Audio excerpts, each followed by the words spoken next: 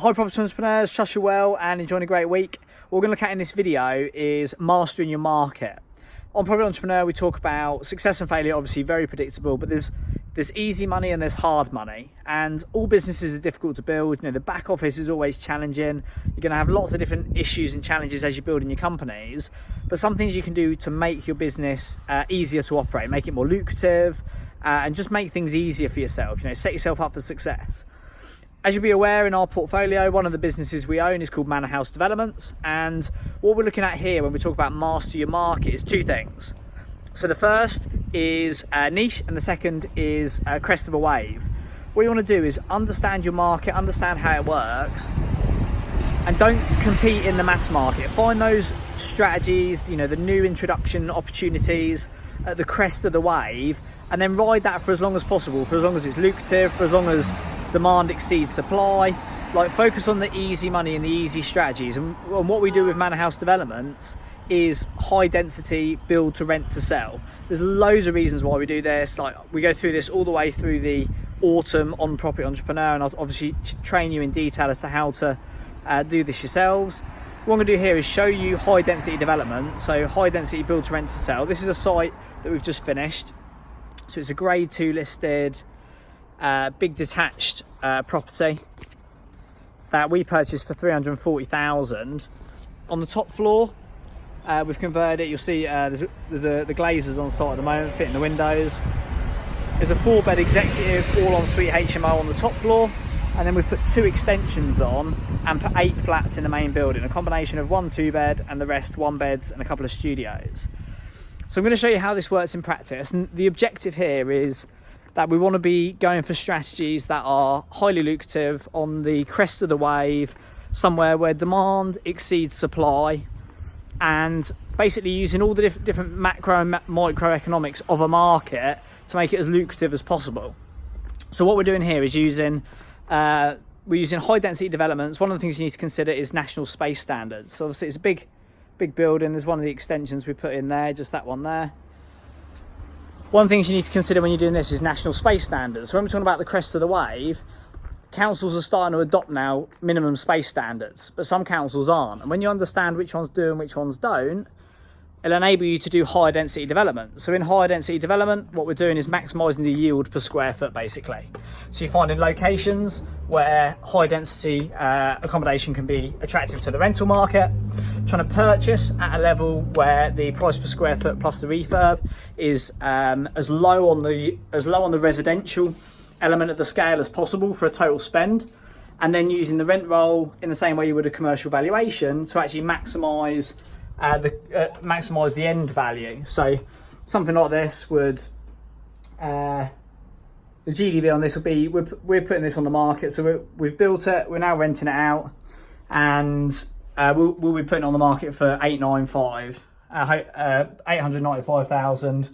It probably cost us 340, probably plus another 250, so 590, putting it on the market at 895.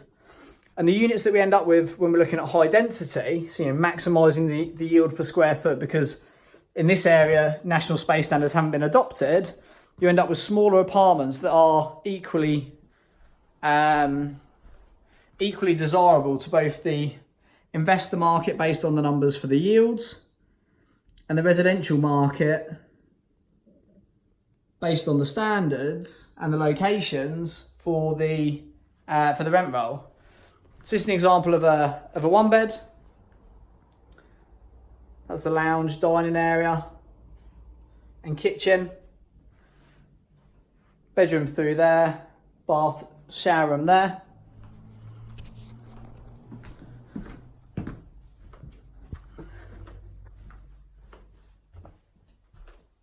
Here's another one. So this is another 1-bed. So they're still very good sizes, and you have to be very strategic in how you develop them. But I think people think these micro flats and these high density developments that we do are very, very small. They're really not. The size of these rooms is quite considerable. That's the bedroom. Shower rooms through here.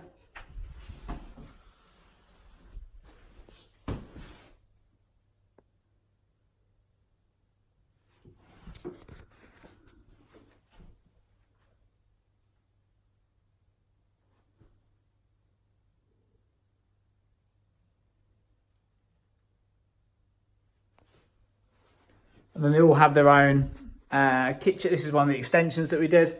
This was just a flat roof that we just built up from. And then this is your kitchen area. Dining area.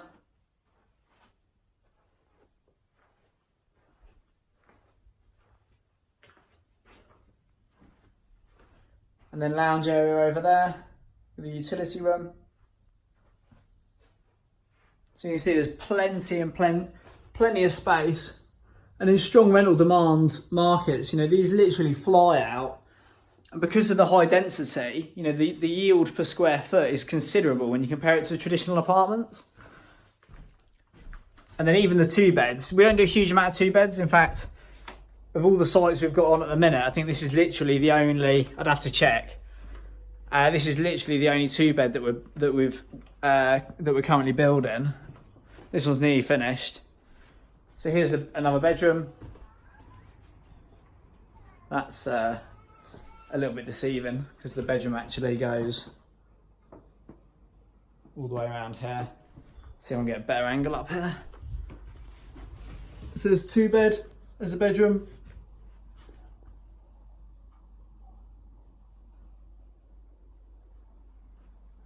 It's a good size. The camera's really not doing it justice.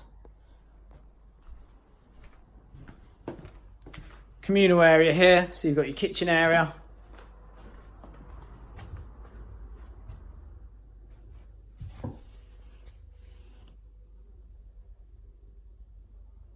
And your lounge area.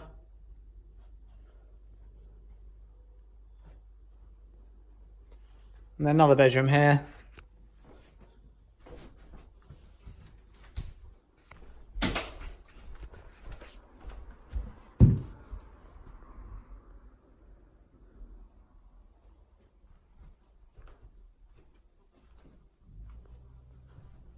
So good size, another good size double bedroom.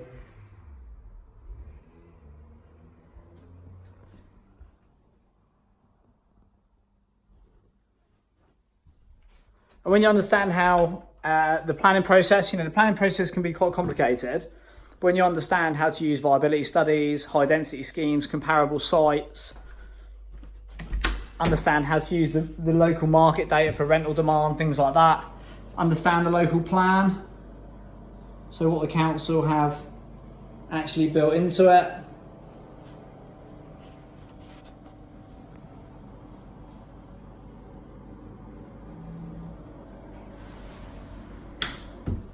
Operating on this crest of a wave means that you're not competing with the mass market. You know, you do have very strong lucrative returns, and it just makes business easier for you. And that is the objective when we're talking about master the market. So start to think when you're looking at your strategy for next year. So this is obviously what we spend the whole of autumn talking about. 3 months thinking about strategy, marketing, positioning, where you are in the market life cycle. You know, if it's approaching maturity or the final stages of growth, is it time to potentially change strategy? Understanding your local market and understanding what strategies are at the beginning of that curve. Because if you go and compete with every man and his dog, you know, that's where there is no margin. These sites are very, very lucrative. We just sold one last week. We bought it, converted it and rented it out. It was made after refinance and having all of our money back out. It made £1,200 a month for the period that we held it. And then we bought it for 152, all in for 328, and we sold it for 470. So, you know, again, another sort of really strong £140,000 profit there, over £328,000 spend. So the return on spend and return on cash is very high, but also it cash flowed for the 6 months that we were selling it. So you had the cash flow and the exit. So it's also a really good way to de-risk what you're doing with your strategies. I'll talk about this more in further videos, but the main thing here is to understand about master your markets. And specifically, if you're operating in areas where there is no national space standards, you understand the local plan, the planning process, and high density and maximising the yield per square foot might be something that's effective. High density might be a strategy that you want to consider. Hope you got value from that. I'll share more in future videos, but I wish you the best in mastering your market.